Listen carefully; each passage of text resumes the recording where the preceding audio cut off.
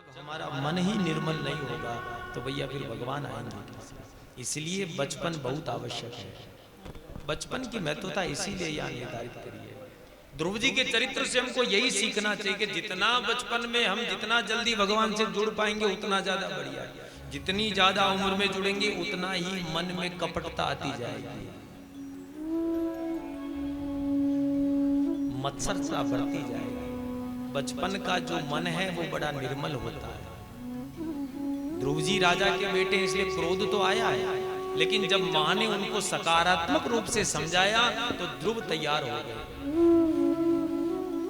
और मां की बात को केंद्र में रख करके मां को प्रणाम करके जंगल में आ जाते हैं। और कृपाना छोटी सी उम्र में इतना बड़ा निर्णय बड़ा कठिन काम था, पर जो कुछ होता है जीवन में सब प्रभु कृपा से होता है, प्रभु कृपा से। और जिसके जीवन में भगवान कृपा करते हैं उसके जीवन में उसे संत मिलते हैं। बिनु हरि कृपा मिलहि नहीं संता, बिनु हरि कृपा मिलहि नहीं संता।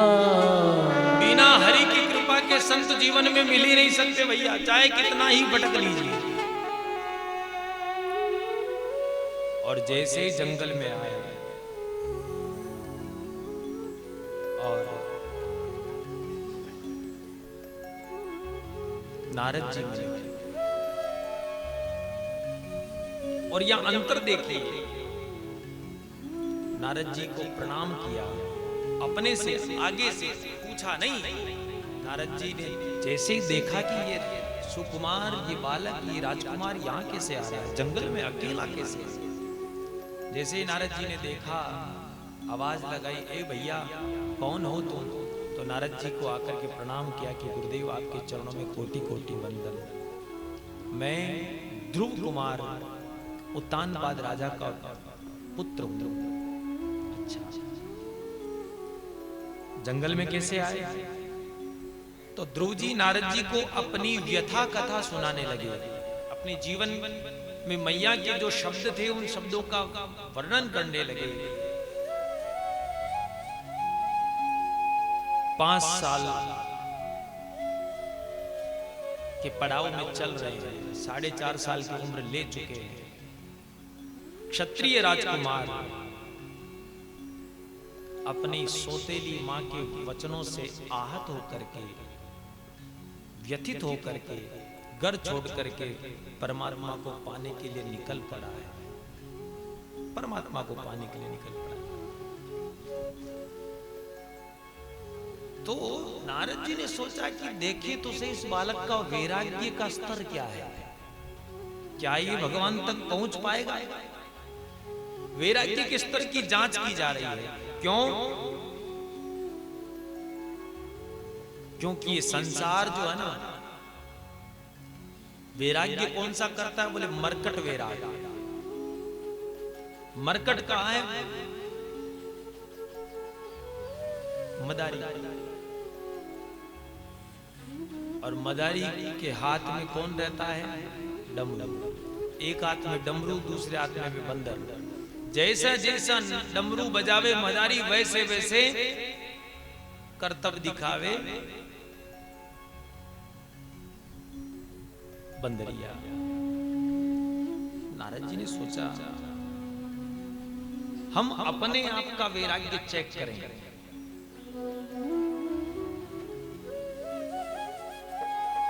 कि घर में हुई खटपट कि बाबा जी चले मठ पर, घर में वही खटपट की चल बाबा मठ पर, नहीं रहना है घर में। मुझे कहा कैसे? मैंने जिंदगी भर इस घर को कुछ नहीं दिया क्या? मुझे भला बुरा कहने का ये अधिकार रखते कौन है? ये होते कौन है कहने वाले? ये घर मैंने बनाया, ये मकान मैंने बनाया, ये व्यापार मैंने खड़ा किया, परिवार मेरा, लेकिन आज इतनी सी बात के लिए मुझे इतनी बड़ी बात कह दी। इनकी हिम्मत क्या? मुझे रहना नहीं इनके साथ। ये सब बोल करके निकल गए, आज के बाद तुम्हारे साथ रहूंगा नहीं, कर छोड़ के जा रहा हूं। बोले जाइए, कोई आवश्यकता नहीं।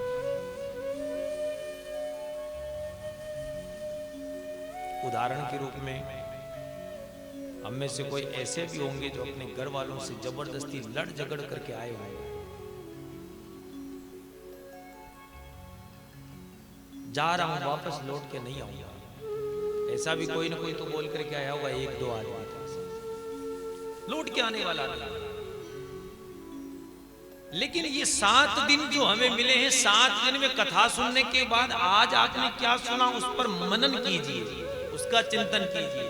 यूं नहीं कि कथा निवृत्त होने के बाद में 3 दिन हो गए, अब तो 4 दिन की बात हो रही, 3 दिन और होरा दोरा काटना है, चौथे दिन तो पराठों टाप टिकावा, चौथे दिन तो चलना है भाई। और यही मरकट वैराग, यहां आकर के भी अगर घर की याद बनी रहे, मेरा पोता कैसे होगा, मेरे बिना उसका मन लग रहा होगा कि नहीं लग रहा होगा। रोज यहां से कथा से उठने के बाद वीडियो कॉल पर पोता से बात करते, मेरा पोता क्या कर रहा है, तूने खाया, अरे पोता तो खा लेगा, तू तेरा तो ध्यान दे। पोता ने तेरे को फोन करके पूछा कि दादा तुमने पानी पिया कि नहीं पिया, दादा तुमने भोजन किया कि नहीं किया। यहां सब अपनी मस्ती के पुजारी हैं, सबको अपनी अपनी पड़ी है, तो फिर आप भी अपनी में आ जाइए। थोड़ा सा भी खटपट हुई नहीं कि घर छोड़ करके चल देंगे, रहना नहीं मुझे तो। और जो यकीन मानिएगा बात बात पर ऋणों करे और थैला ले लेने भाग्य, उनकी जिंदगी में कहीं नहीं कर सकते। बार बार छोटी छोटी बात पर नाराज होए, क्रोध करे, नहीं रहना आपके साथ में। मैं जा रहा हूं घर छोड़ करके, हाँ तो जाना, हाँ तो कह रहा हूं जा रहा हूं, सच्ची में जा रहा हूं तो जाना, रोका किसने। हाँ तो जा रहा हूं ना, डरा क्यों रहे हो, जा तो रहा हूं। थैला लेकर के अपने मित्र के वहां चला जाएगा, सुबह से शाम कहीं किसी के यहाँ रह जाएगा, शाम पड़ेगी फिर, क्योंकि मित्र तो ज्यादा से ज्यादा एक बार पूछेगा भैया खाना खाएगा क्या। अब माँ के पास तो जिद करते हैं कि मैया ये मत बनाओ वो मत बनाओ, ऐसा खाना वैसा खाना, मित्र आपको थोड़ी पूछेगा। पति पत्नी के सामने तो लाखों फरमाइश कर देगा कि आज भोजन में ये बनाना, आज ये खाने का मन है, वो खाने का मन, लेकिन जब घर छोड़ करके कहीं और जाओगे तो फिर जो वो अगले खाएंगे वही तो तुम्हें खिलाएंगे। और एक बार अगर घर में माँ को मना भी कर दिया, पत्नी को भी मना कर दिया कि मेरा मन नहीं है, भूख नहीं है, खाने की इच्छा नहीं है, तो वो आपसे 17 प्रश्न कर देगी, क्यों नहीं है, क्या बात हुई, क्या खा लिया, ऐसा तकलीफ है क्या, कुछ पेट में दर्द है क्या। आप सोचेंगे, जब इतने सवाल रख दिए तो आप सोचेंगे कि मैंने मना करके ही पाप कर दिया, परंतु वह आपका चिंतन करती है, आपकी चिंता करती है, आपकी पत्नी, आपकी माँ, इसलिए आपको बारंबार पूछती है। छोटी छोटी गलतियों में घर छोड़ करके चले जाना, नाराज हो जाना, ये संस्कार व्यवस्थित नहीं है।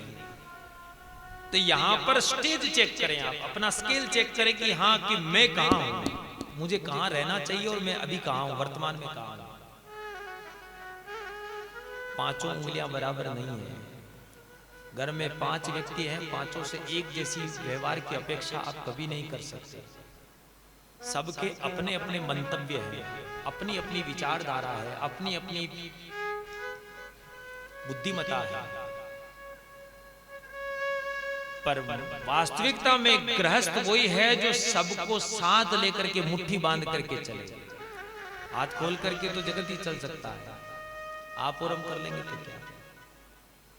अपना स्केल चेक करें कि मैं इस जीवन में अब तक कहां पहुंचा और मुझे कहां तक पहुंचना था, कितनी दूरी बाकी रह गई है।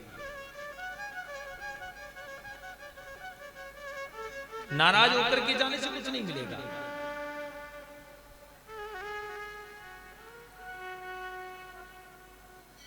शाम को फिर लौट करके आना है, फिर क्या मतलब निकलेगा।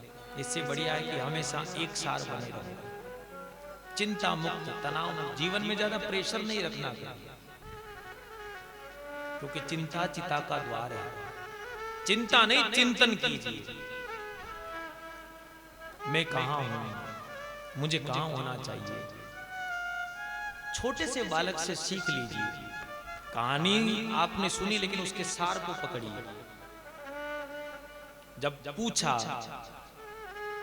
कि बेटा अभी तो तेरी उम्र बहुत कम है, छोटा है, खेलने कूदने की उम्र है, जंगल में तू क्या करेगा। और इस छोटी सी अवस्था में मान, अपमान, सम्मान, इन पर ध्यान नहीं देना चाहिए। माता पिता डांट देते हैं, माता पिता का अधिकार है डांटना, उन्होंने हमें जना है, हमें जीवन दिया है।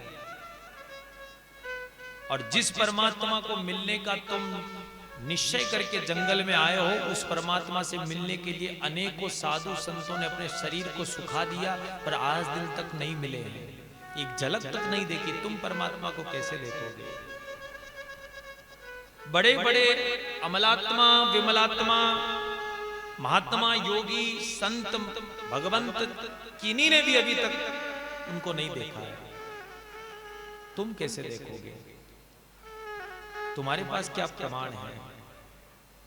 तो 5 साल का बालक है, छोटा सा बालक, कैसे देखेगा। पर ध्रुव ने जवाब दिया कि देखो महाराज, मेरी माँ ने कहा है कि भगवान जंगल में मिलते हैं, तो मेरी माँ ने मुझसे आज दिन तक कभी झूठ नहीं बोला है। तो मुझे पक्का विश्वास है कि मेरी माँ ने मुझे कहा है कि भगवान जंगल में मिलेंगे, मतलब भगवान जंगल में ही मिलेंगे।